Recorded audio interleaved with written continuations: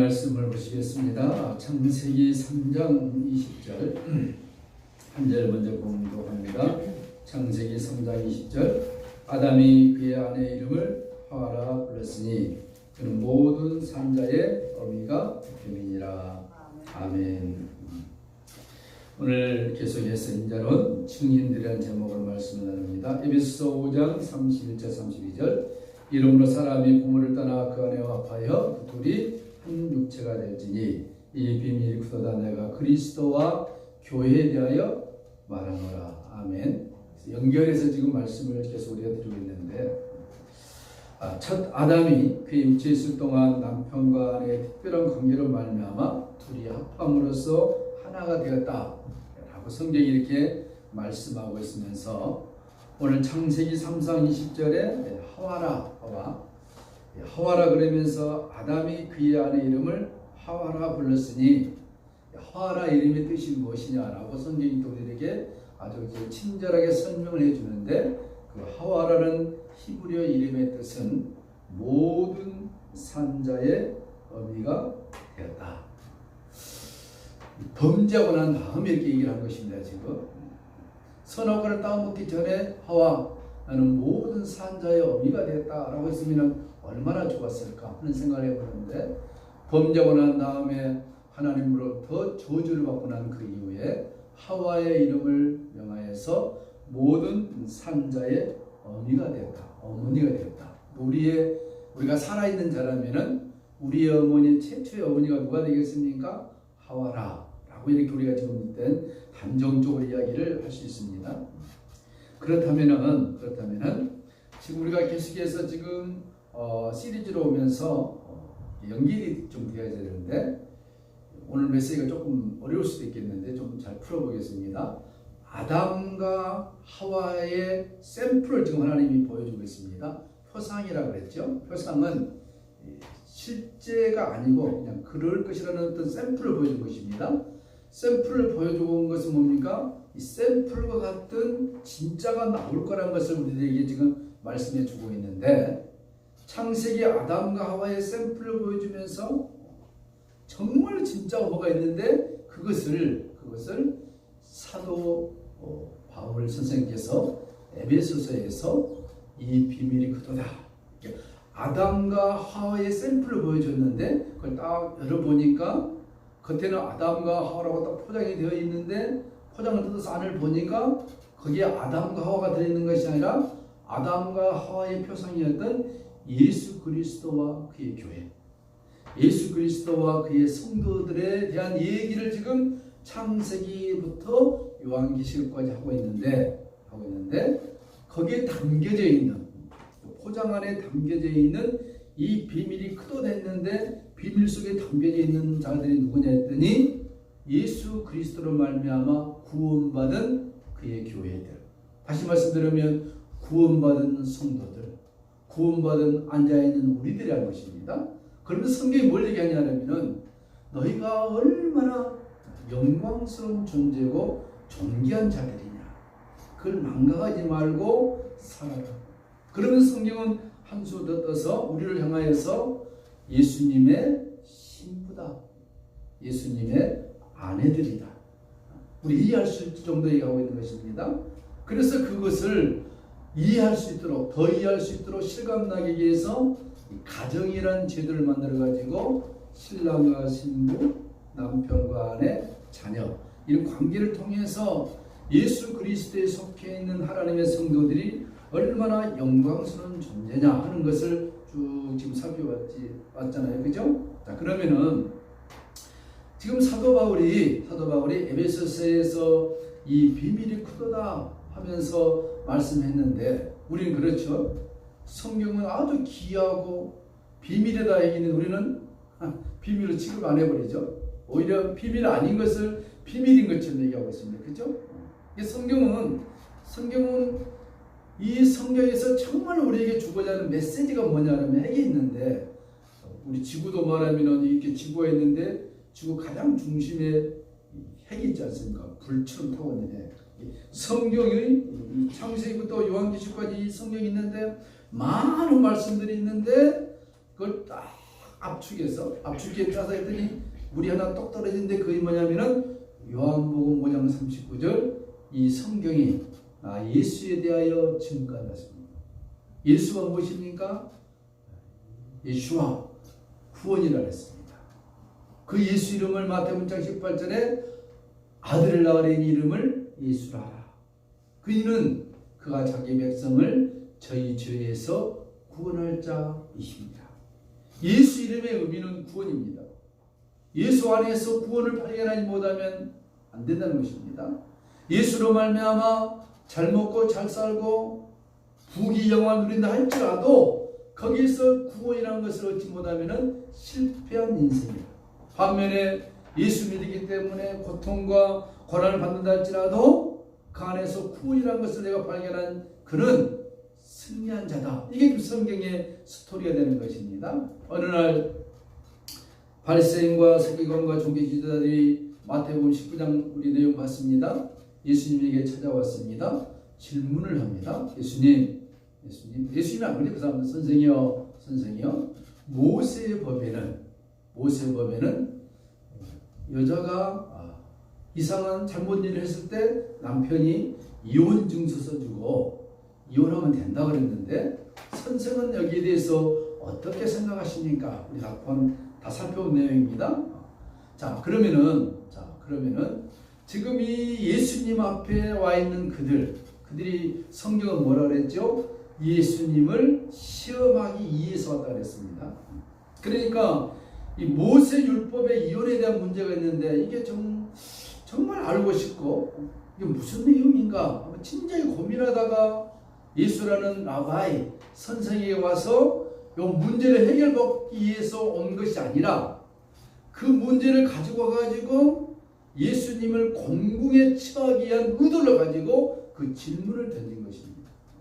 몇 가지 우리가 이해할 수 있죠? 그렇다면은 예수님이 보시기에는 그 질문 자체가 우리 생각입니다. 아무런 가치 없는 질문이면은 집어치워라고 그냥 리젝트 해볼 수 있는데 이상하게 또 예수님이 아주 상세하게 그들이 예수님을 시험하기 위해서 그 질문을 던졌음에도 불구하고 예수님이 거절하지 않고 아주 상세하게 예를 들어서 조목 모세는 이혼 증서를 써서 이혼해도 된다 그랬지만 본래는 그렇지 않다.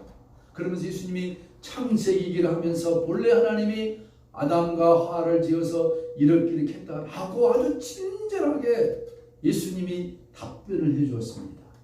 그리고 끝난 것이 아니라 또 우리가 듣기에 민망한 그 당시 그 분위기상으로 그럽니다. 우리 식으로 말하면 농담 아닌 농담 같은 식구금이라는 게 있지 않습니까? 예수님이 입에서 하지도 안 했으면 좋을 말들 그들 앞에서 고자란 얘기도 하고 날 때부터 고자가 있어가지고 결혼 못한 사람이 있다 막 이상한 얘기를 하는 거고 그런 얘기를 하면서 딱 정리가 끝난 거예요. 그런데 그 당시 있던 사람들이 이 예수님의 답변을 이해했는지 안 했는지를 모르지만 또 예수님의 제자들도 이해했는지 안 했는지 모르지만 성경을 보면은 예수님의 제자들도 이해를 못한 것 같아요. 못했기 때문에 무슨 질문을 했냐면은 그럼 예수님 뭐 결혼 안 한 것이 더 좋겠네요. 베드로 해서 이런 이상한 얘기를 하는 거예요. 그러니 예수님 거기에 대해서 너희 스스로 할 수 있는 것이 아니라 하늘의 뜻에 맡겨야 한다. 처음부터 고자가 돼서 결혼하지 않은 사람도 있고 결혼해서 살 사람도 있고 이런 내용들을 나중에 사도 바울이 하나님 은혜로 하나님의 계시가 그에게 내려와서 보니까 예수님이 했던 그 말씀이 그냥 바리새인들하고 어떤 그 디베이트 논쟁으로 끝난 것이 아니라 성경을 보니 창세기부터 아담과 하와를 만드시고 내려오는 과정에서 보니까 이 엄청난 비밀이다. 이것이 그냥 남녀가 결혼식 할 때 주례사로 하나님이 짝지어준 것을 사람이 나누지 못할 것이다. 이런 문제가 끝난 것이 아니라 이건 장차 천상에서 우리의 영원한 신랑 되신 예수님과 우리 영원한 신부될 그의 백성들 간의 언약의 관계 속에서 이루어지는 아주 큰 비밀이기 때문에 내가 깨닫고 보니 이 비밀이 크도다. 라면서 사도 바울이 에베소서 5장 31절 32절에 말씀해 주고 있는 내용을 우리가 여기까지 살펴봤습니다. 자, 그러면 오늘 중요한 내용입니다. 오늘 창세기 3장 20절에 범죄하고 난 그 이후에 아담이 그 아내의 이름을 하와라 불렀는데 하와 이름 속에 들은 뜻을 성경이 우리들에게 오늘 해석해 주면서 그는 모든 산자의 의미가 되었다라고 지금 우리가 방금 읽었습니다. 자, 그러면 다시 마태복음 19장을 들어가 보면은 이 바리새인과 그 시험하는 자들이 예수님께 와서 그 질문을 던졌지 않습니까? 이혼하면 좋습니까? 안 하면 좋습니까? 자, 전제가 뭐였습니까? 그들이 누구를 시험하기 위해서 왔습니까? 제자들도 아닙니다. 앞에 서 있는 30대 초중반의 청년 예수라는 사람을 향해서 지금 시험하기 위해서 예수라는 사람을 볼 때마다 의문점이 많이 생긴 거예요. 그가 입고 있는 옷을 보면 초라하기가 그지없고 얼굴은 그냥 빼쩍 마르고 성경이 표현하면은 우리 인간이 보기에 흠모할 것이 하나도 없는 마른 땅에서 나온 가지같이 아주 볼품없는 청년임에도 불구하고 그 하는 말과 그 하는 행위, 이 이적과 기적들을 보면은 보통 심상치 않는 사람인데 과연 이 예수가 그들이 구약에서 그렇게 연구한 오실 메시아인가? 거기에 대한 관심인 것입니다. 이 청년이 정말 메시아가 맞느냐? 이 메시아임을 밝히기 위해서 끊임없이 예수님에게 질문을 던지고 시험을 하는 것입니다. 그런데 지금 마태복음 19장에 예수님에게 그 질문을 던진 것은 예수님이 3년 사역을 했는데 1년 전 것도 아니고 거의 2년 끝날 무렵에 그 질문을 던진 것입니다. 그러면은 그들은 예수라는 이 청년의 일거수일투족을 매일매일 사람을 보내서 첩자를 보내서 보고 형식을 받습니다. 오늘 예수라는 청년이 무슨 일을 했더냐, 누가 하고 있었더냐, 누가 저녁을 먹었더냐, 막 이런 내용들을 다 보고를 받습니다. 왜? 관심이 그만 크기 때문에. 정말 예수가 메시아냐 아니냐 하는 그 관심. 그래서 시험해 봤더니 예수라는 이 청년 주위에 12명의 제자들이 늘 붙어 다녀 있고 또 그 다음 보니까 또 여성들이 늘 붙어 있고 돕기도 하고 밥도 해주기도 하고 어디 가면 뭐 빨래도 해주기도 하고 이런 자진구레한 모든 보고서를 동양 보고서를 보내는 거예요. 그런데 신기하게 발견했습니다. 그 뭐냐면은 예수라는 청년 옆에 늘 떨어지지 않고 밀착처럼 붙어 있는 여인들이 있었습니다. 그 중에서도 예수님이 가장 가까이 하고 정말 뗄 수 없는 여인이 하나 있었습니다. 그 여인이 누굽니까? 이거 마치시면은 절대로 신종 코로나 바이러스에 걸리지 않습니다.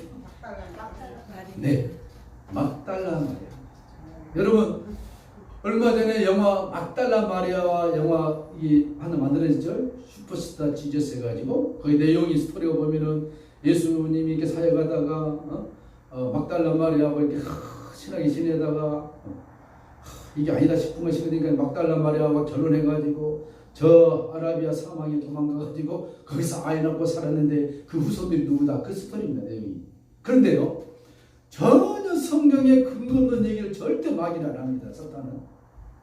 사탄은 성경에 전혀 근거 없는 얘기를 하지 않아요.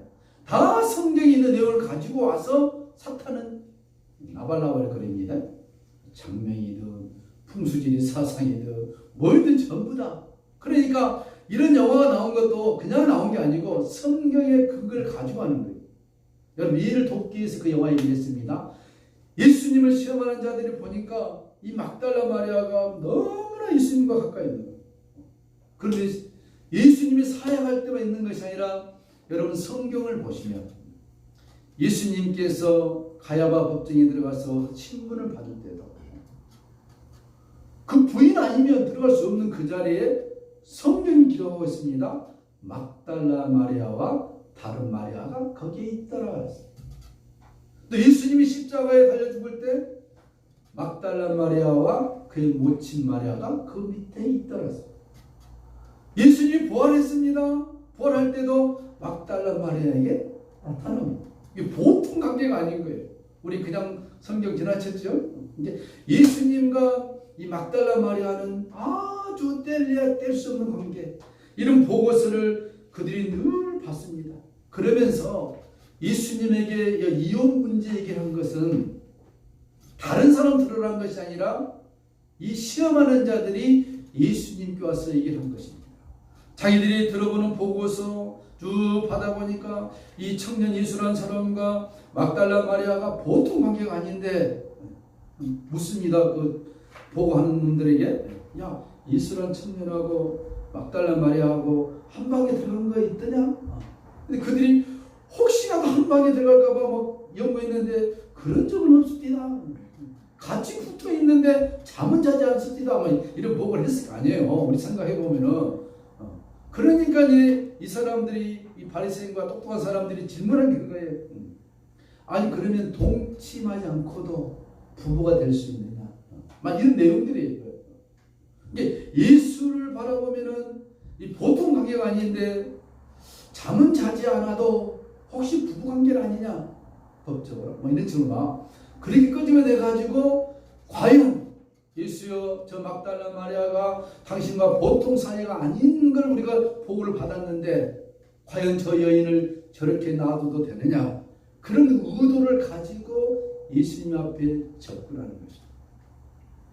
성경은 아까 얘기했듯이 정말로 예수 그리스도와 막달라가 그런 깊은 관계가 아니면 쓸 수 없는 내용들을 써놓은 거예요. 신문장서라든가 운명 직전이든가 죽은 그때 그냥 부활한 장면이라든가 부활 후에 예수님이 나타났을 때 막달라 마리아가 나타난 거 보통 관계가 아니거든요. 그런데 오늘 제2의 화와, 우리에게 제2의 화가 누가 되겠습니까? 성경 우리들에게 제2의 화를 할 수 있는 막달라 마리아를 제2의 화라고 할 수 있겠지만 그래서 이 아담과 하와가 먼저 범죄해서 아담에게 선악과를 먹으라고 유인했고 아담도 아무런 거리낌 없이 선악과를 따먹는 그런 관계를 우리가 다 살펴봤습니다. 그럼에도 불구하고 하와가 범죄했음에도 불구하고 먼저 범죄했음에도 불구하고 이 모든 죄의 책임이 아담에게 있다. 성경도 그렇게 말했습니다. 첫 아담이 범죄했다 그랬습니다. 그 관계를 얘기하면서 이건 장차 우리가 제2의 하와 같은 우리가 범죄했음에도 불구하고 실질적으로 하와가 먼저 범죄했어서 그 범죄가 아담에게 넘겨갔듯이 제2의 하와 같은 우리 모든 인생들이 범죄했음에도 불구하고 예수님은 범죄하지 않았음에도 불구하고 우리 죄가 예수님에게 전가되어져서 예수님이 그 죄를 지시고 십자가에 죽으셨다는 사실입니다. 그렇지만 아담과 하와는 그들이 죽어 육신이 썩어버렸습니다. 그렇죠? 아담과 하와는 지금 그들의 영만 지금 천국 같은 낙원에 있는 거예요. 그 육신은 지금 썩어없어요. 장차 예수님 오실 때 부활될 때 그들의 영과 육이 우리가 이해할 수 있는 신기한 방법으로 부활이 될 것이고 우리가 살아있을 때 예수님 오신다면 우리는 순식간에 호련히 변화체로 바뀌어질 것입니다. 아주 신명적인 얘기예요. 자, 그렇지만 고린도전서나 사도행전 보면 예수님은 그 육신이 장사되었지만 썩지 않았다 그랬습니다. 썩어지지 않았대. 첫째 아담과 완전히 본질적으로 다른 그것이 누구냐? 둘째 아담으로 오신 예수 그리스도라는 것입니다. 그 예수 그리스도가 제2의 화와 같은 우리 모든 인류가 죄를 범했음에도 불구하고 우리의 죄를 십자가에서 지시고 승리했다는 것입니다. 이 관계를 그 예수님 앞에 와서 시험하면서 예수여 이 이혼 문제를 가지고 꺼냈지만 예수님은 그 이혼 문제를 간단하게 처리하지 아니하시고 이것이 본질적인 문제다. 그 본질적인 문제가 뭐냐?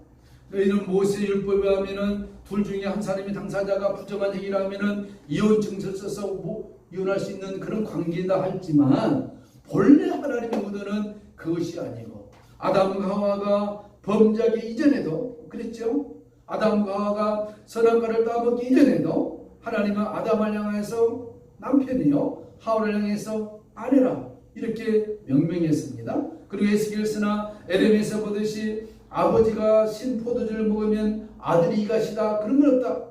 자기가 먹으면 자기가 씻듯이 이 범죄의 문제는 부부의 문제지 자녀의 문제가 아니라는 것을 우리가 지난 시간에 살펴보면서 이 문제는 아담과 하와의 표상의 이 문제는 단순한 문제가 아니라 예수 그리스도를 구주로 믿는 하나님의 모든 백성들에게 연결되어지는 영광스러운 언약의 관계라는 것입니다.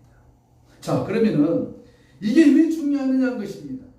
이게 아는 것과 그냥 모르고 하는 것 별 차이 없겠다라고 생각하면은 그럴 수 있겠지만 그런 문제가 아니라는 거예요. 우리가 성경을 통하여서 예수 그리스도와 우리의 관계가 얼마나 중요하느냐. 그래서 바울 서신에 보면은 성경이 이렇게 말씀하고 있습니다. 교회는 the church is his body. 교회는 예수님의 몸이라 그랬습니다. 이 교회란 것이 보이는 건물의 외형이 아니라 구원받은 성도들이 모여있는 그 그룹 그것이 에클레시아 교회라는 것입니다. 예수 믿는 사람들이 한두 명 모여있는 그곳이 교회인 것입니다. 예수님 말씀했습니다. 누구든지 내 이름으로 한두 명이 모여 기도하는 그곳에 내가 너희와 함께하리라. 너무나도 정확합니다. 예수님이 장차 이 땅에 오실 때 언제 올지 모르지만 오는 그 시간에 마지막 천사가 나팔을 불 때 호련히 교회가 휴거되는 것입니다. 근데 이 교회가 이런 의미가 아니고 교회에 속해 있는 여기 교회, 서울에 있는 교회, 지방에 있는 교회, 미국에 있는 교회, 이 교회에 속해 있는 하나님의 백성들이 호련히 변화되어서 공중에서 주를 영접한다고 데살로니가전서에 말씀하고 있는 것입니다. 그러므로 왜 그렇게 되느냐? 아담과 하와의 표상이 실상이기 때문에 예수 그리스도와 우리와의 관계가 참된 실상이기 때문에 그 관계가 얼마나 중요하느냐. 그 관계는 남편과 아내의 법적인 관계처럼 뗄래야 뗄 수 없는 둘 중에 하나가 법적으로 그냥 사인하지 않는 이상 남편과 아내의 법적 효력이 있듯이 예수 그리스도와 우리와의 관계는 그 영원한 언약 속에 뗄래야 뗄 수 없는 영광스러운 관계다 하는 것을 성경이 지금 우리들에게 보여주고 있는 것입니다. 그런데 여러분요, 성경이 약간 중요한 얘기를 했습니다. 아담과 하와가 범죄하기 전에 이미 너희는 남편이요 아내요 아담과 하와 관계를 지명했음에도 불구하고 남편이요 아내인 것입니다. 제3의 무슨 명칭이 필요 없는 거예요. 이미 창세기에 그렇게 명명을 해놨습니다. 그럼에도 불구하고 사탄은 끊임없이 하나님이 세우셨던 이 남편과 아내의 관계를 계속해서 구약에도 그랬고 신약에도 그랬고 지금에도 더 왕성하게 이 관계를 깨뜨려 버리려고 사단이 사람을 통하여 역사를 하고 있는 것입니다. 그게 지난번에 말씀드렸던 뭡니까? 우리가 알고 있는 제3의 성의 자리가 들어오고 있는 거예요. 남편과 아내가 아닌 제3의 배우자라는 이름으로 들어오고 있는 것입니다. 그래서 하나님이 세우신 관계, 하나님이 세우신 가정, 남편과 아내의 가정을 통하여서 하나님이 이루는 질서의 관계를 깨뜨려버린 것입니다. 배우자라는 제3의 성의 이름이 들어와서 어떻게 됩니까? 남자끼리 한 가정을 이룰 수 있고 여자끼리 한 가정을 이룰 수 있다. 이게 지금 우리 시대에 아주 지금 보편적으로 들어오고 있는 것입니다. 이미 일부 유럽 국가에서는 그것을 합법적으로 지금 해주고 있고 우리나라도 그런 질문들이 들어오면은 아직은 시기가 상조다. 시기가 되면 된다는 거 말 아니겠습니까? 이건 성경에 보면은 될 가능성이 많습니다. 왜? 그 모든 것은 하나님의 종말의 프로그램에 다 들어있기 때문에 무서운 시대입니다. 사단이 이처럼 제3의 성을 가지고 와서 우리들을 하나님의 질서를 파괴시킴으로써 하나님이 세우신 거룩한 공동체, 교회의 거룩한 공동체, 가정의 거룩한 공동체를 깨뜨리기 시작합니다. 그래서 우리가 레위기를 공부해보지 않았습니까? 레위기 보면은 범죄한 사람을 앞에 끌어다가 어떻게 알았습니까? 모든 사람들이 돌을 들어서 그 사람을 쳐 죽여라 했습니다. 이런 관계의 내용을 모르면 하나님이 무자비할 수 있지만 하나님은 그것이 아니라 하나님의 질서를 깨뜨린 어떤 사단의 계략도 용납하지 않겠다 하는 하나님의 의지가 그게 담겨 있는 것입니다. 그럼에도 불구하고 오늘 인류는 어떻습니까? 에덴 동산에서 쫓겨난 아담과 하와 그 사단의 그 명령을 따라서 살아가는 이 범죄한 후손들, 하나님의 질서를 깨뜨리고 하나님의 법칙을 깨뜨리는 그 모든 것들이 우리의 삶의 현장에 너무나도 속속히 들어오고 있는 현실 앞에 우리가 살고 있다는 이 사실입니다. 그러므로 선악과는 그 당시 창세기에 있던 내용으로 끝난 것이 아니라 오늘 이 시대에 우리가 살고 있는 하나님의 백성들의 삶 속에 서서히 스며들고 오고 있다는 사실입니다. 우리는 오늘 어떻게 되겠습니까? 사도행전 1장 8절에 오직 성령이 너에게 임하시면 너희가 권능을 받고 예루살렘과 온 유대와 사마리아와 땅까지 이르러 내 증인이 되라 하셨는데 무엇에 대한 증인인 것입니까? 우리는 예수 믿고 구원 받으십시오. 물론 그것이 크죠. 예수 믿고 구원 받은 그 차원 다음에 예수님과 우리가 어떤 영원한 언약의 관계입니다. 요한계시록 막판에 가보면은 예수님이 우리의 신랑이요 그의 신부를 데리러 주님이 온다 그랬습니다.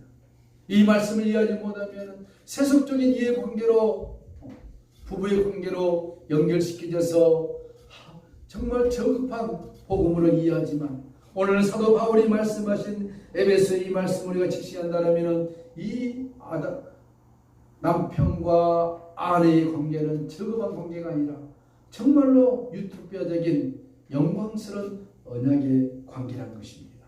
이 영원한 언약의 관계가 아담과 하와가 범죄하지 않았다면 이 세상에서 완벽하게 이루어졌을 것입니다. 그러나 범죄로 말미암아 이 관계가 언제 이루어집니까? 예수님이 공중재림할 때 천상에서 잠시 이루어지다가 천년왕국을 지나서 이제 천국에 갔을 때 영원한 하나님 나라 천상에서 멋지게 완벽하게 재현될 것입니다. 믿어지십니까? 하도 안 믿으니까 하나님이 요즘 과학을 발달시켜서 1900년도 이후에 일어난 이 과학을 통해서 이 세상의 과학을 통해서 이 전체 우주를 우리들에게 소개해주고 있는 것을 우리가 볼 수 있습니다. 우리는 태양이 우리를 비춰주고 있는 하나인 줄 알았는데 태양과 같은 또 태양계가 두세 개가 있다고 밝히지 않았습니까? 어마어마한 것입니다. 그렇죠? 세상 사람들은 그냥 아침에 보면 태양이 뜨고 태양이 지니까 이 천상이 움직이죠 생각했는데 그 사상이 거의 얼마나 왔습니까? 1000년 이상 1500년은 온 거 아닙니까?